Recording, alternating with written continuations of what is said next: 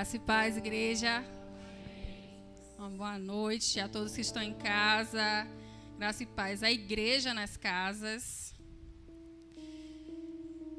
Vamos ao momento também precioso, que é o de compartilhar a palavra. Não é fácil, viu, irmãos? Não é fácil, mas é como eu sempre digo, a palavra é do Senhor, né? É uma responsabilidade grande, mas a palavra é dele. Então, que seja feito tudo conforme o querer e a vontade dele. Vamos orar mais uma vez para esse momento.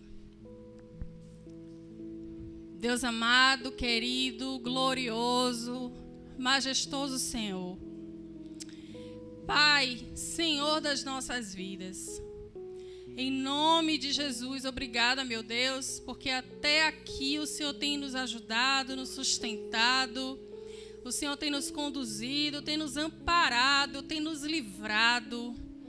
Pai, nós cremos que se nós estamos de pé, porque o Senhor é que tem nos colocado. Deus, muito obrigada. Obrigada, Espírito Santo, pela tua presença. Obrigada, Espírito Santo, pelos teus conselhos, pela tua orientação, pela tua exortação. Obrigada porque o Senhor é conosco. Obrigada, Senhor Jesus. O Senhor é Deus presente nas nossas vidas. Muito obrigada, Senhor. Neste momento, eu te peço, Pai, que o Senhor perdoe os meus pecados. E clamo, Deus, neste momento que eu me esvazie, Senhor, de mim mesma, que eu possa me encher da tua unção, me encher tão somente do Senhor, que tudo que eu venha falar aqui, Senhor, seja do teu trono e que, meu Deus, venha fazer o efeito que o Senhor quer, né? Que seja para a edificação da tua igreja, que seja para a edificação das nossas vidas como família, meu Deus. Em nome de Jesus, é o que eu te peço e te agradeço. Amém. Famílias importam. A gente já está chegando ao finalzinho, né, do mês de maio, a última quinta. E nós declaramos durante todo o mês que famílias importam. Quando a gente começou, quando o ministério sentou para a gente resolver, né, para que a gente ouvisse do Senhor sobre o tema do mês, a gente chegou a essa conclusão, né, de usar esse tema. Famílias importam. Por quê, né? A gente está vivendo numa sociedade que são várias bandeiras levantadas, né, irmãos? É bandeira disso, é bandeira daquilo. E aí a gente não está aqui para dizer o que é certo, qual a bandeira certa, qual a bandeira errada. Mas a gente sabe de uma coisa, que nós como igreja, nós precisamos nos levantar. Nós precisamos, sim, levantar a bandeira do Evangelho. Levantar a bandeira que importa para o reino de Deus.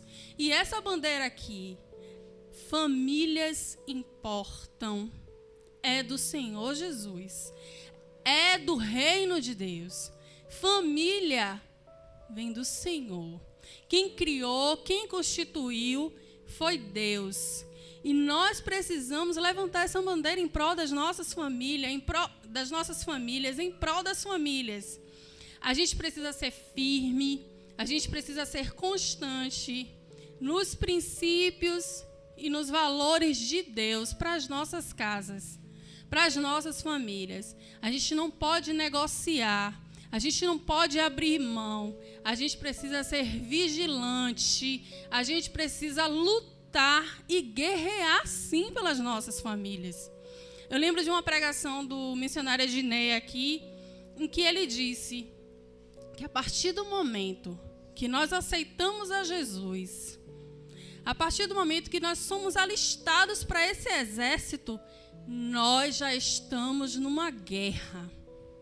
E nós estamos vivendo hoje uma guerra, sim, contra as nossas famílias. E a gente precisa lutar levantar, irmãos. A gente precisa se levantar como guerreiros do Senhor. Porque quem guerreia à nossa frente é o general de guerra. E ele não perde batalha. Amém? Então, nós precisamos, sim, nos levantar como família de Jesus. Que não negocia, que não baixa a guarda. Aquela que luta e guerreia com as armas corretas, com a oração, com o jejum, com a palavra e principalmente com o cumprimento dessa palavra nas nossas vidas. Vamos abrir no Salmo 78, que é a nossa divisa. Eu vou ler um pouco mais.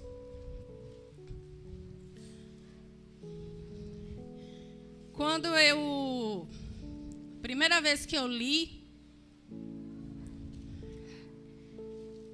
a divisa, né, que a nossa divisa está nos versículos 3 e 4, Salmo 78.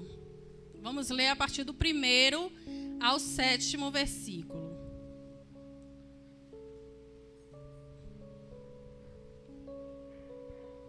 Amém?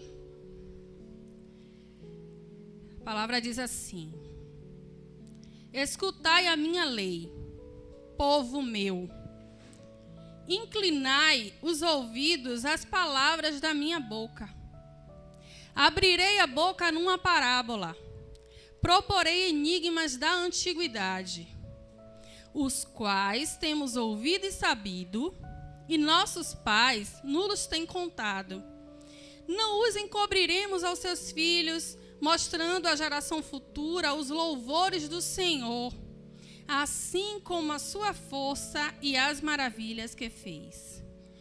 Porque ele estabeleceu um testemunho em Jacó, e pôs uma lei em Israel, e ordenou aos nossos pais que a fizessem conhecer a seus filhos, para que a geração vindoura a soubesse, e os filhos que nascessem se levantassem e a contassem a seus filhos, para que pusessem em Deus a sua esperança, e se não esquecessem das obras de Deus, mas guardassem os seus mandamentos. Aleluia. Quando eu li esses salmos, saltou aos meus olhos uma palavra, que foi discipulado. Discipulado. É o que o salmista está falando aqui. É o que o Senhor tem mandado que a gente faça nas nossas casas com os nossos filhos. Mas o que é discipular, gente? O que é discipular? Discipular é ensinar. Discipular é instruir. Mas discipular não é só ensinar e instruir. É muito além. Discipular é instituir. É criar discípulo. Mas de quem são esses discípulos que nós temos que criar? Que o Senhor ordenou na palavra dele que nós criássemos.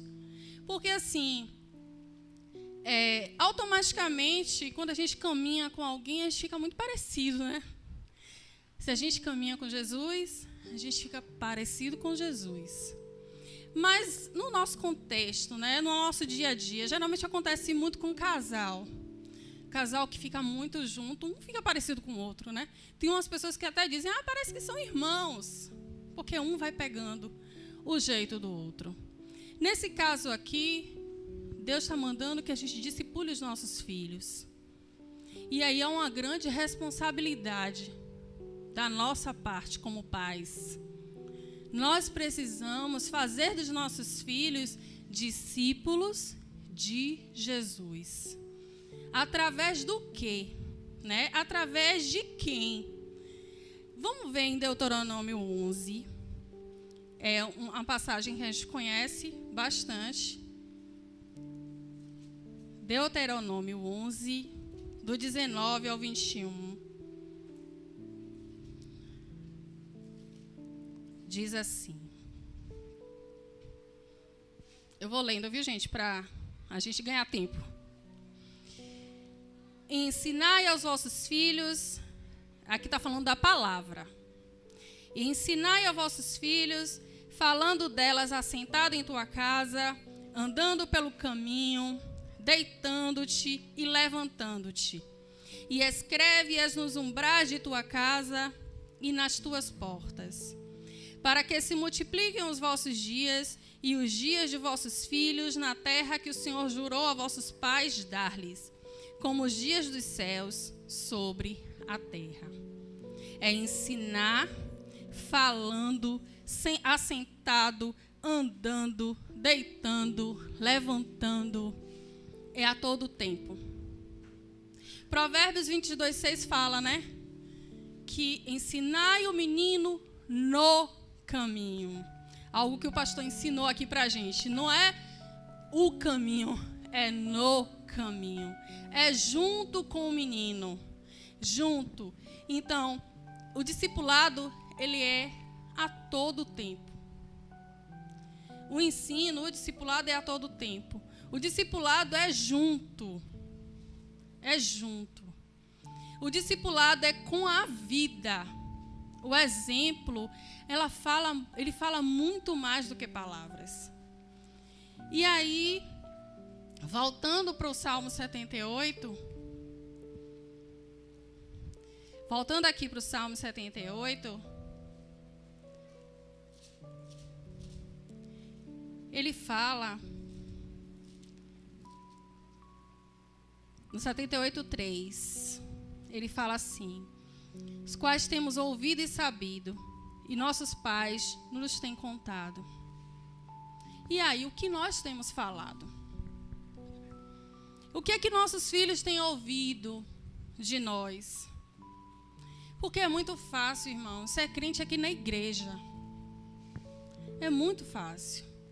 Mas no nosso dia a dia, ali em casa, é que nós passamos pela prova, né? Quais as queixas que os nossos filhos têm ouvido da gente? Eu estava conversando com o Rafael essa semana, algum episódio, e eu falei com ele assim: Rafael, a igreja é o melhor lugar para nós estarmos. Por quê, meu filho? A igreja é mar de rosas? Não, gente. Somos pessoas. Temos dificuldades. Eu tenho as minhas, Cristiane tem a dela, Adriana tem a dela. Mas é assim que a gente cresce. É assim que a gente cresce, aceitando o erro do outro, exortando, ajudando. E aqui a gente vai crescendo junto. E nós precisamos falar para os nossos filhos que aqui é sim o melhor lugar. Nós precisamos amar a casa de Deus. Nós precisamos amar os nossos irmãos, respeitando as diferenças. Momentos a gente vai se aborrecer? Sim. Porém, existe um propósito maior. Nós temos que ir para o céu, irmãos. O Senhor Jesus morreu para que nós fôssemos salvos. Então, o que é que os nossos filhos têm ouvido? Quais são essas queixas, né? O que é que essas queixas têm ensinado para eles? E o que é que a nossa vida tem ensinado para eles? E de quem nós temos sido representantes na vida dos nossos filhos? Nós precisamos ser instrumentos de Jesus Cristo na vida dos nossos filhos. No versículo 5 fala assim, na parte B: ordenou aos nossos pais que a fizessem conhecer aos seus filhos. É uma ordem do Senhor. É ordem do Senhor que a gente fale dele, das maravilhas, que a gente fale dos feitos, que a gente fale da palavra, que a gente faça o nosso culto doméstico, que a gente tenha o nosso momento em família com Jesus, sabe? Nós precisamos. A discipular é investir. E Deus nos deu, como pais, esse papel de discipulador. A escola não discipula os nossos filhos. A Cristiane falou aqui sobre o bilhete, sobre... Isso aí foi o que ela viu, fora outras coisas que têm acontecido, gente. E vai piorar. Então, quem precisa discipular os nossos filhos somos nós. Não são as escolas, não são os professores, não são os amigos, não são os colegas. Somos nós, à luz da palavra do Senhor. E Deus é um Deus geracional. Deus é um Deus de gerações. A vontade do Senhor é que de geração em geração vá servindo a Ele. E quem não quer isso? Eu quero. Quero meus netos, né? Se eu for ver os bisnetos também. Então, essa é a vontade do Senhor. E eu separei aqui na palavra, eu pensando sobre discipular, discipulador, me vieram um pai e uma mãe em mente. A mãe foi Joquebede. O pai foi José. Eu queria falar um pouco sobre eles dois. Não sei se vai dar tempo, pastor.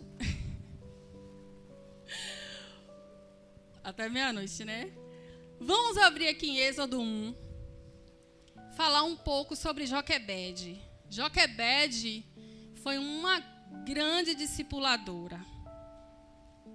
Joquebede, ela nos ensina muito, muito mesmo. Ai. Perdi aqui. Êxodo.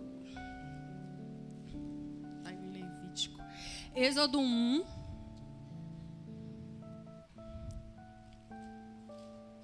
O significado do nome de Joquebede é: o Senhor é a glória. A gente sabe que Joquebede foi casada com Arão e eles viviam num contexto terrível. Né? Logo depois a gente conhece um pouco a história, acho que todo mundo aqui conhece a história de Moisés. A gente sabe que depois da morte de José, o povo de Israel tinha se multiplicado muito, né? tinham gerado muitos filhos, e o novo rei do Egito não conhecia a José. E o que foi que ele fez? Ele, vendo aquele crescimento, ele ficou com medo daquele povo se rebelar contra ele, e ele começou a massacrar o povo. Primeiro, ele aumentou a carga de trabalho, ele massacrou o povo, mas mesmo assim, aquele povo continuava crescendo, multiplicando. E aí ele viu mais outra estratégia. A estratégia com as parteiras. E aí eu queria abrir um parêntese. Parar de falar um pouco de Joquebede para falar um pouco sobre essas parteiras.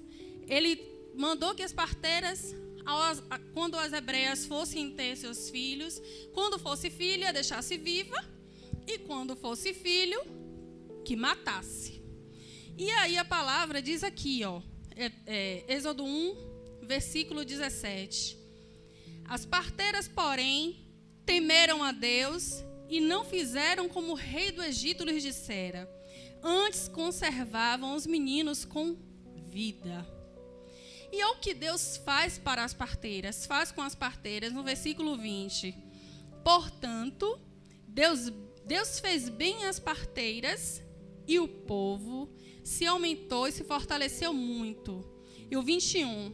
E aconteceu que, como as parteiras temeram a Deus, estabeleceu-lhes famílias. Algumas versões falam casas. Deus se importa com as famílias. Deus deu de presente às parteiras famílias. Esse é o nosso Deus. Famílias importam. Amém? Então, e aí vamos para o 2, né? Para o capítulo 2, rapidinho.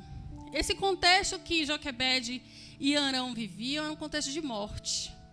O filho de Joquebede estava grávida e Joquebede sabia que o filho dela já estava sentenciado para a morte. Mas Joquebede não se conformou com aquilo, né? Porém, aquela família, ela conhecia o Deus da vida. A família de Joquebede. Joquebede veio da tribo de Levi, Arão também, e ela já tinha ouvido falar desse Senhor. Ouvido das maravilhas, ouvido que existia um Deus Todo-Poderoso, ouviu falar desse Deus. E Joquebede não se conformou. E aí eu tirei algumas características dessa mãe discipuladora. Uma das características de Joquebede, que foi uma mãe discipuladora, é que Joquebede foi uma mãe visionária. Joquebede teve visão e propósito na vida de Moisés. Ao que diz aqui, no 2, versículo 2. E a mulher concebeu e teve um filho, e vendo que ele era formoso. Eu fiquei pensando, vendo que ele era formoso. Joquebede viu algo especial em Moisés. Joquebede teve essa visão. Apesar da situação que ela estava vivendo, ela viu algo em Moisés. Ela foi grata a Deus pelo filho dela. Porque nós, irmãos, os nossos filhos são do Senhor. Os nossos filhos, eles não são nossos. E Joquebede sabia que Moisés era a bênção de Deus. E aqui a palavra diz que ela escondeu 3 meses. A mãe discipuladora, ela guarda, ela protege. Será que a gente tem guardado, a gente tem escondido os nossos filhos? Como é que a gente guarda, Aline? Tem diversas formas. A gente guarda através da oração, da intercessão por eles, que a gente não pode abrir mão. A oração de uma mãe faz efeito na vida dos filhos. Amém. Disciplina. Os nossos filhos precisam de disciplina. É uma forma que a gente guarda eles, é uma forma que a gente esconde eles. E outra coisa é a questão das mentes. Celular, televisão, o que está assistindo, o que está ouvindo. Nós, como mães intercessoras, nós, como mães discipuladoras, precisamos guardar a mente dos nossos filhos. Precisamos discipliná-los. Nós precisamos escondê-los de tudo isso. E aí tem a questão da idade, tem a questão da maturidade. Tudo isso a gente precisa ver. A educação, a disciplina que Cris dá para Guilherme não é a mesma que eu dou para o meu Guilherme. São idades, são tempos diferentes. Mas nós não deixamos de ser discipuladoras. Nós somos discipuladoras, cada uma no seu tempo. E a gente precisa protegê-los. O Joquebede não deve ter sido para ela esconder esse bebê durante 3 meses. Não foi fácil. Mas eu creio, irmãos, que foram 3 meses de milagres, de desenvolvimento em conhecer a Deus. Porque foi Deus quem guardou Moisés. Outra coisa é que ela confiava em Deus. Joquebede, ela sabia que a qualquer momento ela poderia ser descoberta e que ela ia ser descoberta. Ela guardou durante 3 meses, mas depois de 3 meses ela viu que ela não poderia mais guardar. E o que foi que ela fez? No versículo 3. Tomou uma arca de juncos e betumou com betume e pés. Joquebede construiu uma arca para colocar Moisés. Ela sabia que teria que colocar Moisés naquele rio que tinha crocodilos, naquele rio que ele poderia se afogar. E ela construiu uma arca. Quando a gente fala de arca, a gente lembra de uma história muito interessante, que foi a história de Abraão, a salvação da família de Abraão. E Joquebede, ela fez essa arca com betume e pés. Essa arca não entrava água, essa arca ela era protegida. Eu falei Abraão, não foi, desculpa. Noé. Eu tô correndo. Então, assim, Noé, a arca de Noé. Então, betume e pés. Essa arca não entrava água, o crocodilo não poderia pegar.